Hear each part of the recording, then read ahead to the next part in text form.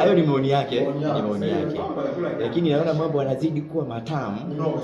Basi naomba tutembee kidogo hapa. Niliwaambia jamani, tunavuta pumzi, maana hii ni ya huzuni bana. Story kama nilivyokuambia kwamba utani wasababisha kifo, ambapo huyo ni mgambo na amepiga mtu risasi hadi kusababisha sasa umauti.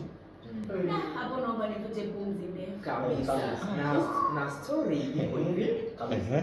Jeshi la polisi mkoa wa Tanga linamshikilia Shaban Burhan Kidunda mwenye umri wa miaka 37, askari mgambo wa Chogo kwa tuhuma za kumpiga risasi Abdallah Ali mwenye umri wa miaka 35, dereva bajaji. Kwa mujibu wa kamanda wa polisi, ya mkoa wa Tanga, Almashus Machunguzi, tukio limetokea Februari 2 mwaka huu 2026 dakika 30 usiku katika sheli ya Mount Meru Chogo Stendi wilayani Handeni. Inadaiwa risasi ilimpata tumboni na kiganja cha mkono wa kulia ikapelekea kufariki dunia papo hapo Tanga. Habari kwa kusalimu kwanza.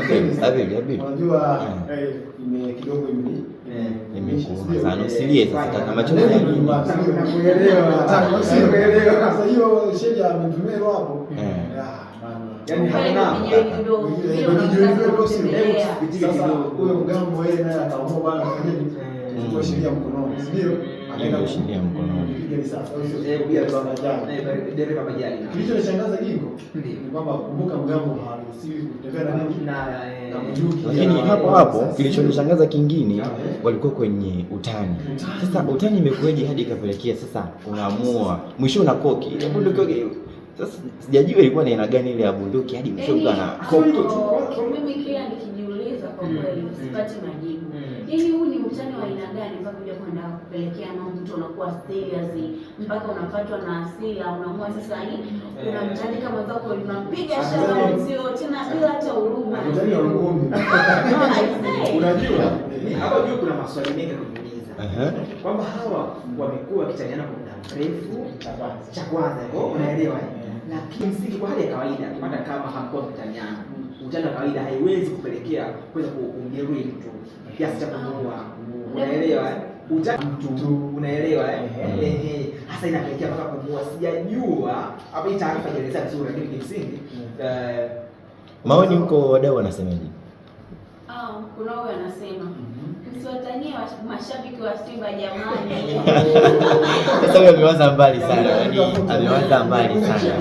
Yaani amewaza mbali. Anatutafuta.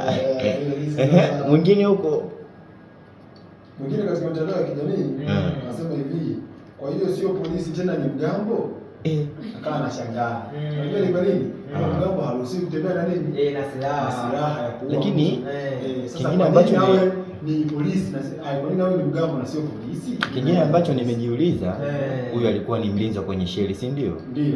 Sasa wale walinzi wanaruhusiwa kukaa na wale waga na magogoro, unajua magogoro? Kumbe kuna bunduki na gogoli. Bunduki yenye risasi.